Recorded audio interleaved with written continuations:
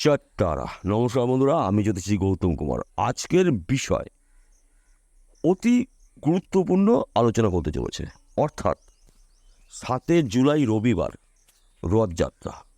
এই রথযাত্রার দিনকে আমরা কিন্তু কম বেশি সবাই গাছ রোপণ করি। কেউ নারকেল গাছ রোপণ করি, কেউ আম গাছ, কেউ কাঁঠাল গাছ, কেউ লিচু গাছ, কেউ লেবু গাছ। অর্থাৎ যার যা পছন্দ সেই সব ব্যক্তি সেই গাছ বাড়িতে এনে লাগিয়ে রাখে। কেন লাগায়? গুরুত্ব তো রয়েছে, কিন্তু আমি যেই কথাটা বলবো সেই গাছটি যদি আপনি বাড়িতে এনে লাগাতে পারেন কিংবা রোপণ করতে পারেন, নিশ্চিত করে বলা যেতে পারে আপনার ভাগ্য পরিবর্তন ঘটবেই ঘটবে। কেননা এই গাছটির নামের মধ্যেই কিন্তু একটি পজিটিভ শক্তি লুকিয়ে রয়েছে। এবং এই গাছটি কখন, কোথায়, কীভাবে রাখবেন, কোন নিয়মে রাখবেন সব বলবো। তবে ভিডিওটা ধৈর্য সহকারে আপনার সম্পূর্ণ দেখতে হবে। কেননা এই আলোচনা কিন্তু রাশিবিদ্যা আলোচনা নয়, লগ্নবিদ্যা আলোচনা নয়। আজকের আলোচনা শুধু একটি গাছ আপনার ভাগ্য পরিবর্তন করতে পারে, যা নাকি বলে শেষ করা যাবে না। এই রথের দিনকে আপনি মানি প্লান্ট গাছ যদি আপনার গৃহে নিয়ে আসতে পারেন, অতি শুভ ফলদায়ক এই গাছটি। আপনি ব্যবসা করছেন, ব্যবসা পরিবর্তন করতে পারেন। আপনি চাকরি করছেন, চাকরি চলাকালীন আপনি ব্যবসা করতে পারেন। আপনি কৃষক পরিবারের মানুষ, আপনার জমির ফসল দ্বারা আপনি দিনের দিন আপনি ধনী হতে পারেন। আপনাকে প্ল্যান করে দেবে এই গাছ, কোন কাজ করলে আপনার অর্থ বেশি আয় উপার্জন করবেন। এইবার বলি কোন নিয়মে গাছটি আপনার রাখতে হবে এবং রোপণ করতে হবে, কোথায় রাখতে হবে। দেখুন বন্ধুরা, আমি বারবার বলছি ভিডিওটা কিন্তু সম্পূর্ণ আপনি দেখবেন। সম্পূর্ণ দেখে, সম্পূর্ণ জেনে বুঝে, আপনার বুদ্ধির বিচার বিশ্লেষণ করে যদি আমার কথাটা সত্যতা মনে হয় তবে আপনি কাজটি করুন এবং আপনার আত্মীয় স্বজন বন্ধুবান্ধবের মধ্যে ভিডিওটা শেয়ার করুন। তাদেরও ভাগ্য আপনার দ্বারা যেন ফেরে, এটা আপনার মধ্যে থাকতে হবে চিন্তা ভাবনা। জুলাই মাসের 7 তারিখ রবিবার রথযাত্রা উৎসব পালন করব। আপনাকে রবিবারের আসার আগে গঙ্গার মাটি সংগ্রহ করতে হবে, গঙ্গার জল সংগ্রহ করতে হবে, একটি মাটির টব সংগ্রহ করতে হবে, এনে বাড়িতে যত্ন সহকারে রেখে দিন। তারপর আপনার কী করতে হবে, আপনি দেখুন আপনার এলাকায় আশেপাশে কোনো প্রভাবশালী ব্যক্তির বাড়িতে মানি প্লান্ট গাছ রয়েছে কিনা। সে কৃষক পরিবারের ব্যক্তি হতে পারে, সে চাকরিজীবী হতে পারে, সে বিজনেসম্যান হতে পারে। যে কোনো বাড়ির যদি প্রভাবশালী হয় সেই বাড়ির থেকে এই মানি প্লান্ট গাছ লুকিয়ে আপনাকে নিয়ে আসতে হবে। চারা নিয়ে আসতে পারেন, ডাল ভেঙে নিয়ে আসতে পারেন।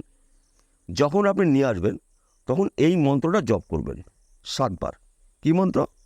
হে বৃক্ষরাজ, আমি বিপদে রয়েছি, আমার দুর্ভাগ্যকে বিনাশ করে আমাকে সৌভাগ্যশালী করো, আমি তোমার কাছে প্রার্থনা করছি। হাত জোর করে বলবেন 7 বার। করার পরে পূর্ব দিকে মুখ করে গাছের চারা বা গাছের ডাল আপনি দম বন্ধ করে নিয়ে আসুন। যখন তুলবেন আপনি নিঃশ্বাস বন্ধ করে নেবেন, নিঃশ্বাস ছাড়তে পারবেন না, নিঃশ্বাস নিতে পারবেন না। অর্থাৎ গাছটিকে আপনি জাগিয়ে নিচ্ছেন, শক্তি করে নিচ্ছেন।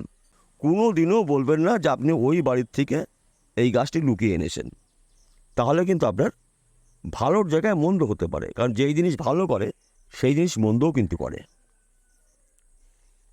এবার আপনার কী করতে হবে, রথের দিন অর্থাৎ রবিবারে আপনি স্নান করবেন। স্নান করে সকাল 9টার মধ্যে এই ক্রিয়াটা আপনার সম্পন্ন করতে হবে।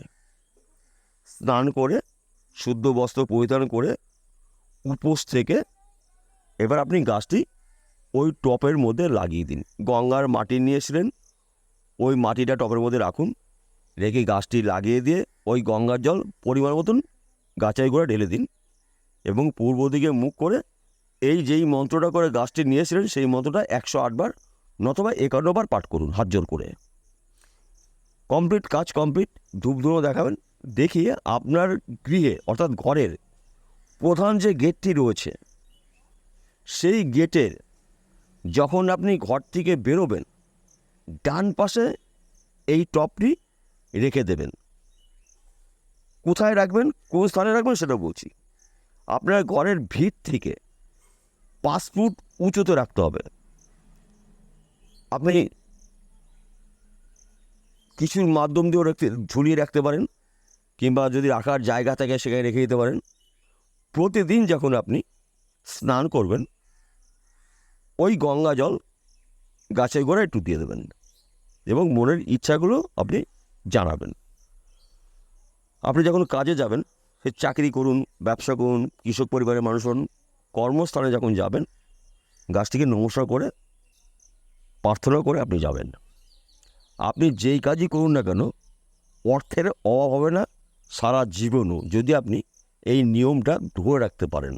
এবং প্রতিদিন সন্ধ্যাবেলায় ধূপ ধুনো দেবেন ওই গাছটিকে। যদি আপনার বাস্তুদোষ থাকে, বাস্তুদোষ থেকে মুক্তি পাবেন। আপনার বাড়িতে যদি দূষিত হাওয়া বাতাস যায়, দূষিত হাওয়া বাতাস থেকে মুক্তি পাবেন। আপনার বাড়ির বাচ্চাদের যদি নজর দোষ থাকে, মাঝে মধ্যে লেগে যায়, তার থেকেও রক্ষা পাবেন। এবং যাদের নাকি বাড়িতে বাচ্চাদের পড়াশোনা মনে রাখে না, ভুলে যায়, তাদের কিন্তু পড়াশোনার মধ্যে একটি স্থিতি আসবে, মানে পড়াশোনায় মনোযোগ দেবে। তাছাড়া আপনি যদি চাকরি করেন, চাকরিতে প্রমোশন হবে, চাকরিতে উন্নতি হবে। যদি ব্যবসা করেন, ব্যবসায় প্রচুর অর্থ আয় উপার্জন করবেন। কিংবা আপনি যদি কৃষক পরিবারের ব্যক্তি হয়ে থাকেন, দেখবেন আপনি ফসল চেঞ্জ করবেন। হয়তো আপনি যেই ফসলটা করছেন দীর্ঘদিন ধরে, হয়তো আপনি চেঞ্জ করলেন, অর্থাৎ প্রচুর অর্থশালী আপনি হতে চলেছেন। আপনার প্ল্যান মাফিক অর্থ আসবে। তাই গাছটির নাম হচ্ছে মানি প্ল্যান। তাছাড়া আরেকটি কথা বলছি বন্ধুরা, যদি সম্ভব হয় আপনার প্রধান গেটে দুপাশে দুটো লাগিয়ে দেখুন, দুপাশে। বিশেষ করে উঁচুতে রাখতে হবে গাছটি। আপনার কপাল সোজা কিংবা মাথা সোজা গাছটি রাখবেন, দেখবেন বেশি শুভফলগুলো আপনি পাবেন। আর আরেকটি কথা বলছি, কোনোদিনও কখনো কাউকে বলবেন না আপনি এই গাছটি কোথা থেকে সংগ্রহ করেছেন। যত বড় মানুষ হোক না কেন, যত প্রিয় মানুষ হোক না কেন, তাহলে কিন্তু আপনার দুর্ভাগ্য আবার নেমে আসতে পারে। তাই কিছু জিনিস আছে সারা জীবন কাউকে বলা যায় না, যেরকম গুরুদেবের মন্ত্র কাউকেই বলা যাবে না। এই বিষয়গুলো আপনার মনে রাখতে হবে। আরেকটি কথা বলছি, আপনি যেই কাজে হাত দেবেন সেই কাজে আপনি জয়যুক্ত। আপনার গৃহে কখনো অর্থের অভাব হবে না। আপনি একজন অর্থশালী হতে পারেন, আপনি একজন সম্পদশালী হতে পারেন, আপনি একজন ভাগ্যশালী ব্যক্তি হতে পারেন। এই গাছের এমন একটি ক্ষমতা রয়েছে। তাছাড়া আরেকটি কথা বলছি, এই গাছটি কিন্তু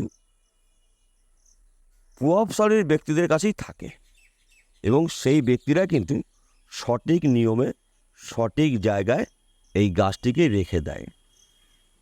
তাই বন্ধুরা, আপনি যদি শুভ দিনে শুভ সময়ে এই গাছটি রোপণ করতে পারেন, আপনার দুর্ভাগ্যকে নাশ করে আপনি একজন সৌভাগ্যশালী হতে পারেন। তাহলে বন্ধুরা বোঝা গেল। নমস্কার, আবার দেখা হবে।